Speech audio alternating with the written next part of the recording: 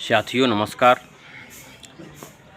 साथियों, संसद भवन में जो चंदा चोरी अयोध्या के भगवान श्री राम मंदिर को लेकर के एक सांकेतिक नाट्य के द्वारा विरोध प्रदर्शन किया गया, उसको लेकर के देश में धर्म को मानने वाले लोग, धर्म के मानने वाले लोगों ने इस प्रकार से विरोध किया कि जो संत बने थे पूर्णिया के सांसद आदरणीय पप्पू यादव जी, उनके ऊपर जानलेवा हमला हुआ।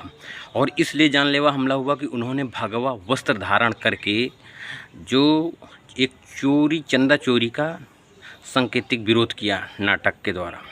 तो साथियों, मैं एक छोटे से वीडियो के माध्यम से यह बताना चाहूँगा उन धर्म के ठेकेदारों को, जो लोगों को ऐसा लगता है विपक्ष कोई भी अगर प्रतिक्रिया करता है तो उसको धर्म के विरोध में मानते हैं।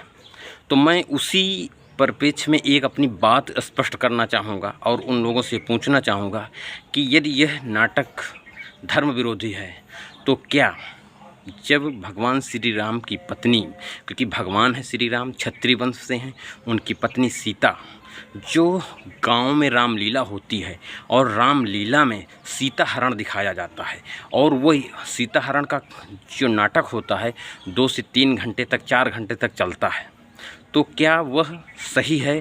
क्या वह धर्म के अनुरूप है?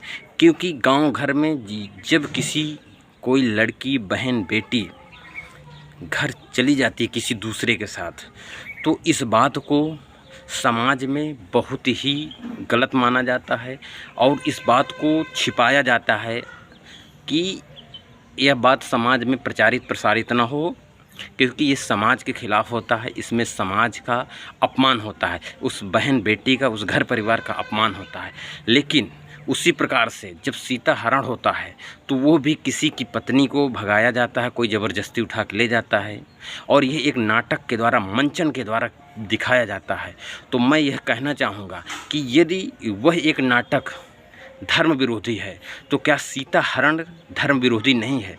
क्या इन लोगों ने कभी इसका विरोध किया कि खुलेआम किसी महिला का अपहरण होता है, हरण होता है और उसको रंगमंच के द्वारा दिखाया जाता है और वह गांव में, प्रत्येक गांव में रामलीला में बड़े भव्य रूप से मनाया जाता है?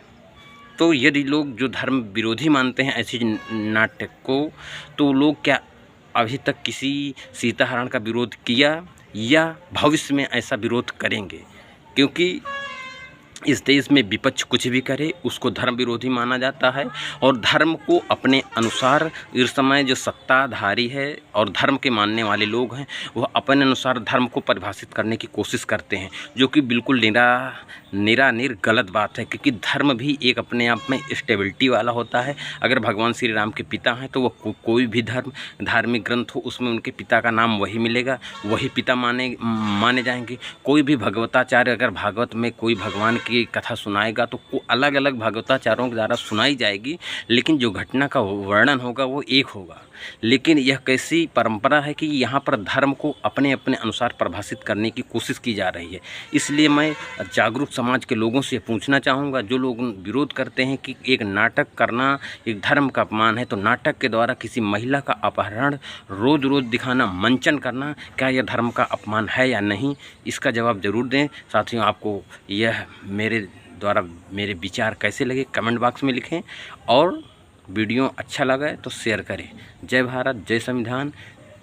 और धर्म, मानवतावादी धर्म स्थापित हो, ऐसी अनुरोध और अपील करते हैं।